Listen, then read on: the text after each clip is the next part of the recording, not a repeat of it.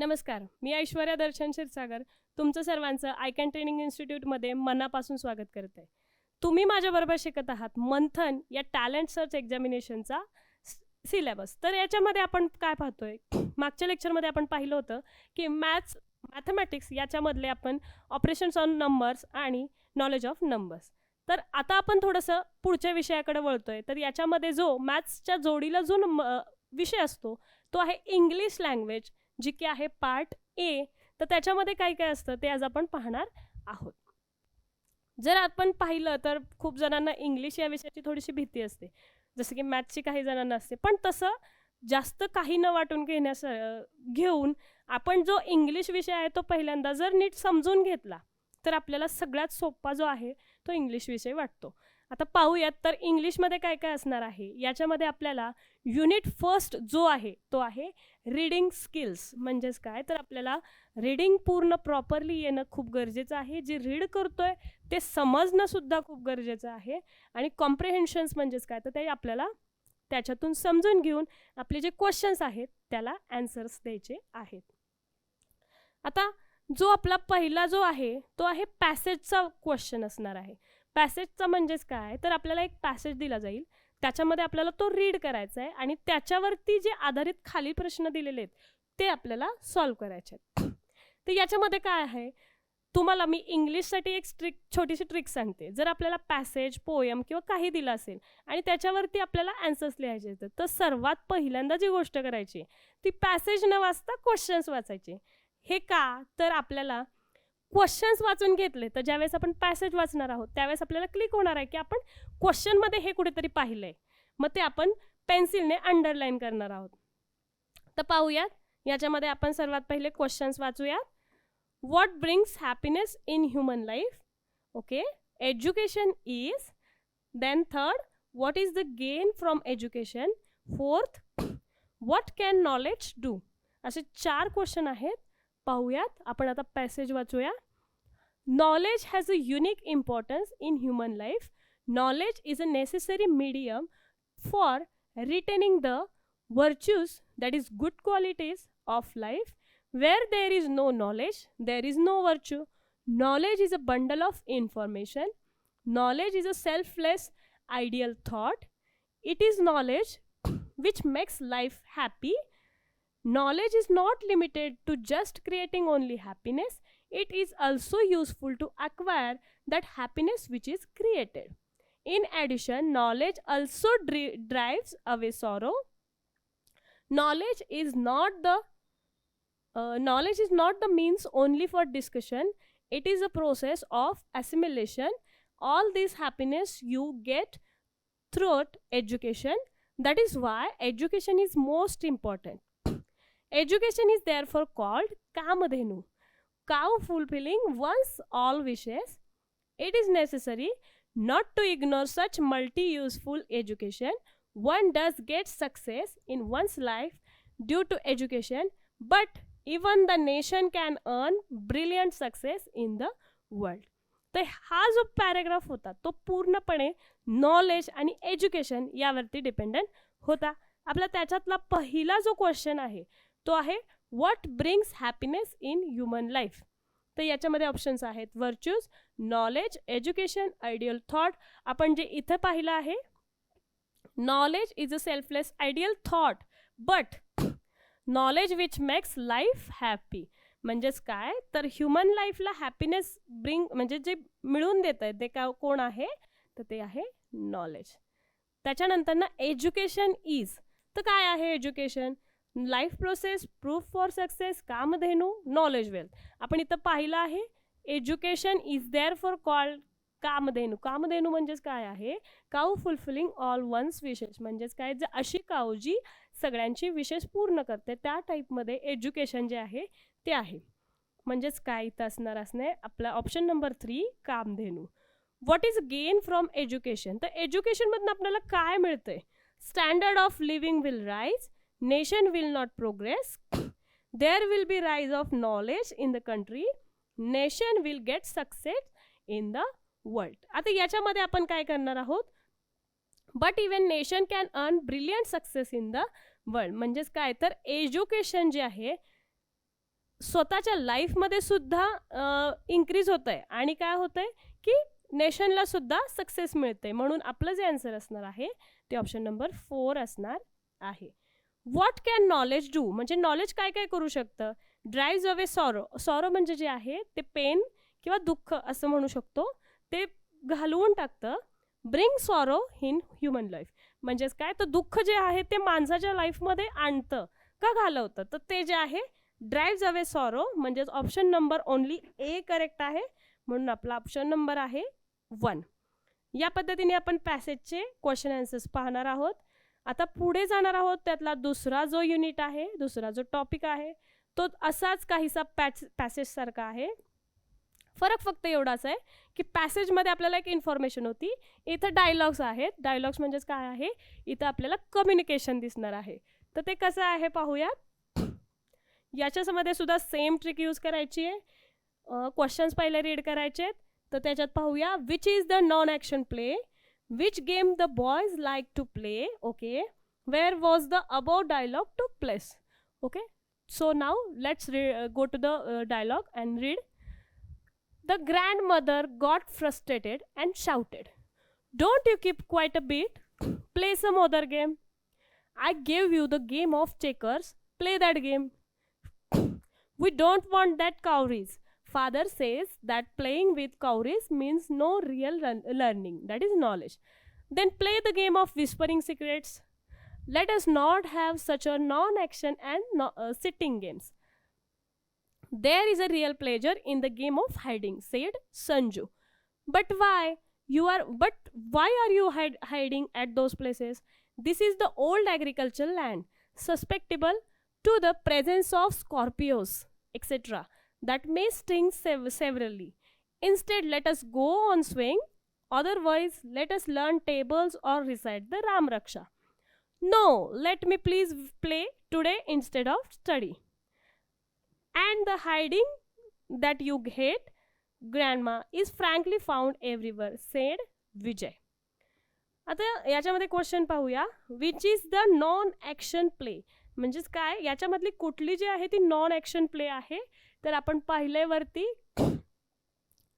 Non action जो play आहे तो आहे कावरीज. याच्यामध्ये हायडिंगमध्ये आहे, रामरक्षामध्ये आहे, विस्परिंग गेम, कावरी जी आहे ते त्याच्यामध्ये नॉन ॲक्शन प्ले आहे, म्हणजेच त्याच्यामध्ये काही ॲक्शन करणार नाही आहे, दॅट इज कावरी. नंतर ना option number 4, which game the boys like to play, याच्यामध्ये कोणता गेम जो आहे तो मुलांना खेळायला आवडतो आहे. तर याच्यामध्ये पाहूया hiding, cowrie, whispering game, Ramraksha. तर याच्यामधलं त्यांना हायडिंग आवडतं आहे कारण की त्याच्यामध्ये खूप एन्जॉयमेंट आहे, फिजिकल मुवमेंट्स आहे, म्हणून ऑप्शन नंबर 1.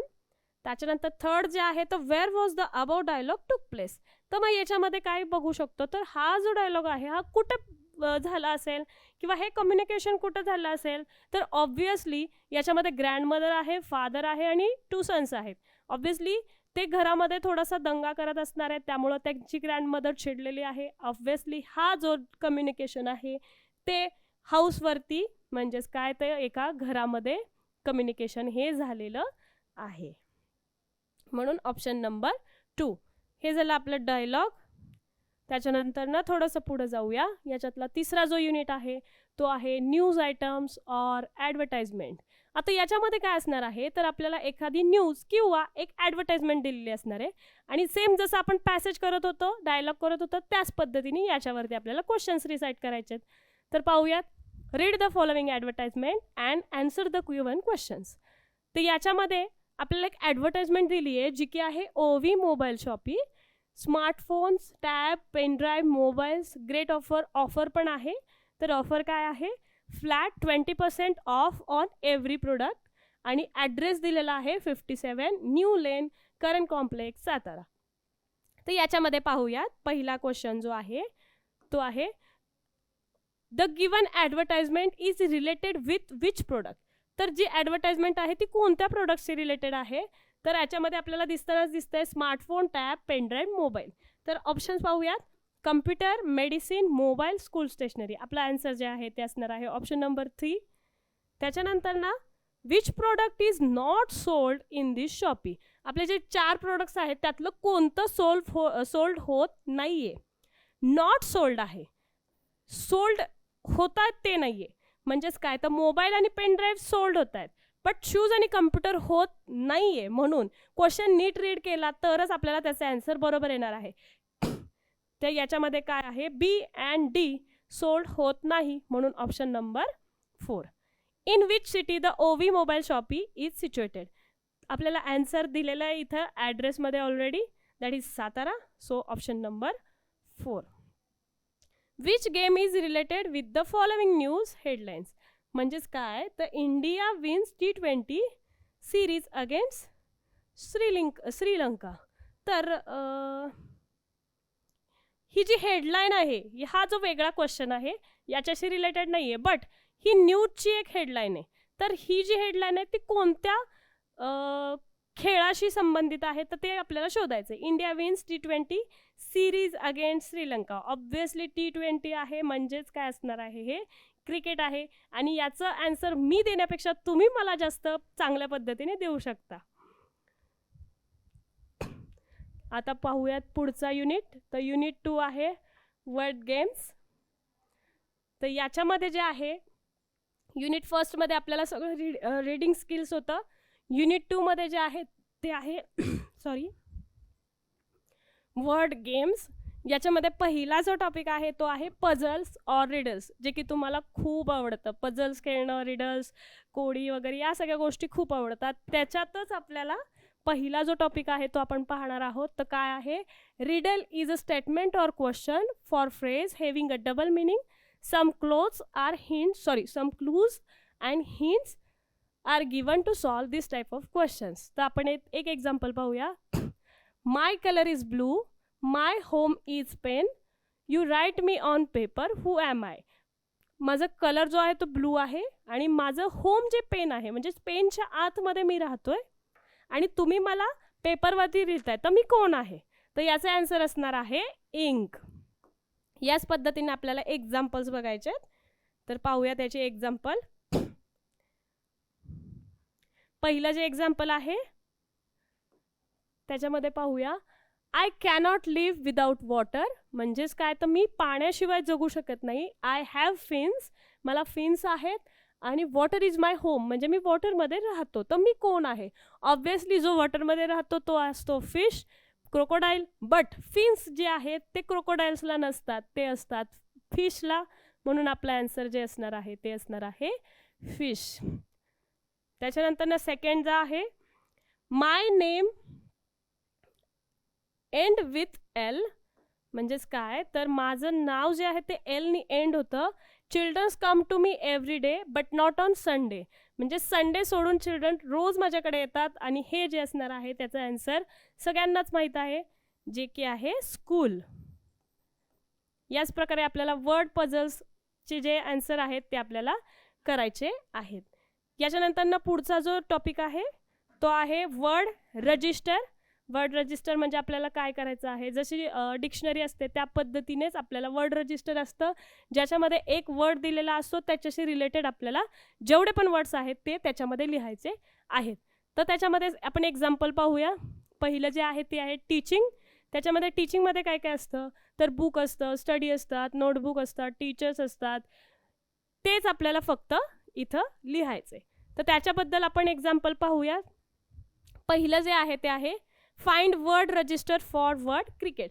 आता हा क्वेश्चन खूप इझी आहे. क्रिकेटसाठी काय काय असतं हे तुम्ही सांगू शकता. याच्यामध्ये क्रिकेटमध्ये असणार आहे bat, ball, matches, overs, runs, players, या प्रकारे भरपूर ग्राउंड, खूप साऱ्या गोष्टी असणार आहेत ज्या की तुम्हाला वर्ड रजिस्टर म्हणजे यूज होणार आहेत. त्याच्यानंतर आपण पाहणार आहोत सेकंड क्वेश्चन. हा थोडासा वेगळा क्वेश्चन आहे. याच्यामध्ये काय दिलं आहे, तर complete the list of words that begin with the last letter of each word. याच्यामध्ये याला सुद्धा आपण वर्ड रजिस्टरच म्हणणार आहोत, फक्त हा क्वेश्चन थोडासा वेगळा आहे. याच्यामध्ये काय करायचं आहे, तर पहिला जो वर्ड दिला आहे त्याचं जे लास्ट लेटर आहे त्या लेटरपासून पुढचा जो वर्ड आहे तो करायचा आहे, आणि त्याच्या पुढच्या वर्डच्या लास्ट लेटरपासून त्याचा पुढचा वर्ड, अशा प्रकारे आपल्याला हे सोडवायचं आहे. पाहूयात. लॅम्प, लॅम्पचं लास्ट लेटर आहे पी. त्याच्यानंतरनं पॉन्ड, पॉन्डचं लास्ट लेटर आहे डी. त्याच्यानंतरनं डॉग, त्याचं लास्ट लेटर आहे जी.